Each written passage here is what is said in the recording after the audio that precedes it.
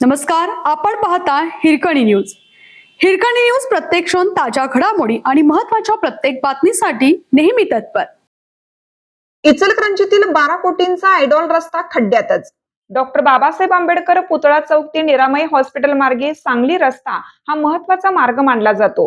Idol रस्ता म्हणून विकसित करण्यासाठी सुमारे 12 कोटींचा निधी मंजूर झाला असून सिमेंट कॉन्क्रीटचा दर्जेदार रस्ता उभारण्यात येणार आहे. प्रत्यक्षात या रस्त्याच्या कामाला लागलेली संत गती आणि ठिकठिकाणी पडलेल्या खड्ड्यांमुळे नागरिक त्रस्त झाले आहेत. मुख्यमंत्री तसेच इतर लोकप्रतिनिधींच्या हस्ते 2 वेळा उद्घाटन होऊनही कामात अपेक्षित वेग दिसत नसल्याने संताप व्यक्त केला जात आहे. या मार्गावर विविध कामांसाठी सतत खुदाई सुरूच आहे.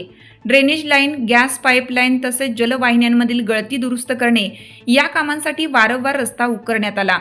ही कामे अद्याप पूर्णत्वास न गेल्याने अनेक ठिकाणी खड्डे तसेच उघडी चरच राहिली आहे. त्यामुळे रस्त्याखाली सतत पाणी झिरपत राहतं आणि वारंवार भर खचत असल्याने रस्त्याचा पाया कमकुवत होत आहे.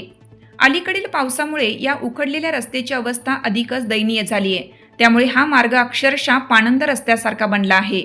या मार्गावर रुग्णालये, शाळा, हॉटेल्स, बाजारपेठ तसेच उद्यान असल्याने दिवसभर मोठ्या प्रमाणात वाहतूक सुरूच असते.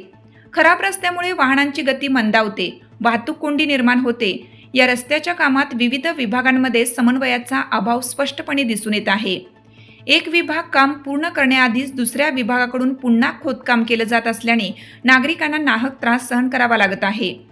नियोजनाअभावी एकाच रस्त्यावर वारंवार कामे सुरू राहिल्याने प्रकल्प लांबणीवर पडत आहेत.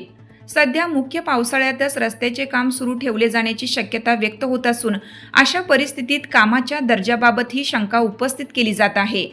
आयडॉल रस्ता ही संकल्पना प्रत्यक्षात उतरणार की केवळ कागदावरच राहणार असा प्रश्न नागरिक उपस्थित करत आहेत.